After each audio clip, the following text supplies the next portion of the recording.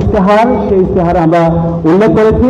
আমরা দেখতে পেয়েছি আজকে আমাদের বিশ্ববিদ্যালয়ে 100 বছর পার করেছি, স্বাধীনতার আজকে 5 দশক পার হয়েছে, কিন্তু বিশ্ববিদ্যালয়ে যেভাবে এক্সিকিউটিভ প্ল্যান নেওয়া দরকার ছিল এই কৃত্রিম সংকটগুলো দূর করার জন্য, যেভাবে আমাদের পলিসিগুলো ঠিক করা দরকার ছিল সেই পলিসিগুলো আমরা ঠিক করতে পারিনি।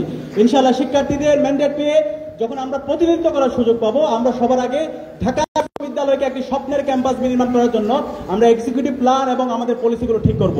আমাদের এই বিশ্ববিদ্যালয়ের অনেক রাজনৈতিক অর্জন আছে, সেই রাজনৈতিক অর্জন অবশ্যই লাগবে, সেগুলো আমাদের অস্তিত্ব। কিন্তু একই সাথে একটা বিশ্ববিদ্যালয়ের মূল কাজ কি?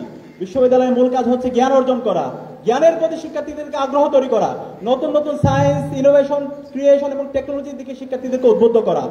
এই বিশ্ববিদ্যালয়কে যেভাবে একাডেমিক একটা ইনস্টিটিউট হিসেবে গড়ে তোলা দরকার ছিল, সেটা আমরা দেখতে পাইনি। ইনশাল্লাহ আমাদের প্রথম দাবি থাকবে, এবং আমরা এই বিশ্ববিদ্যালয়কে সর্বপ্রথম যে কাজটা করবো সেটা হচ্ছে ঢাকা বিশ্ববিদ্যালয়কে একটা পলিটিক্যাল ইনস্টিটিউট থেকে এটাকে একটা একাডেমিক ইনস্টিটিউট করবে ইনশাআল্লাহ।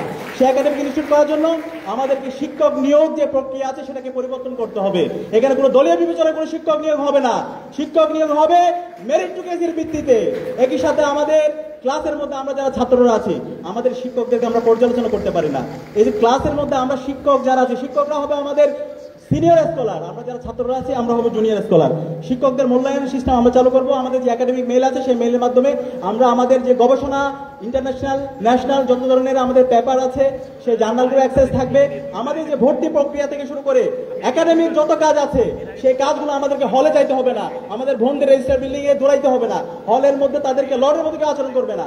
আমরা আমাদের রেজিস্টার বিল্ডিংকে পেপারলেস করবো, সে ঘরে বসে তার সামগ্রিক ভর্তি প্রক্রিয়া থেকে শুরু করে অ্যাডমিনিস্ট্রেটিভ সব কাজগুলো করতে পারবে।